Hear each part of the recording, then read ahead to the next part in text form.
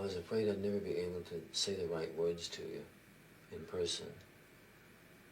So I'm trying to do it like this.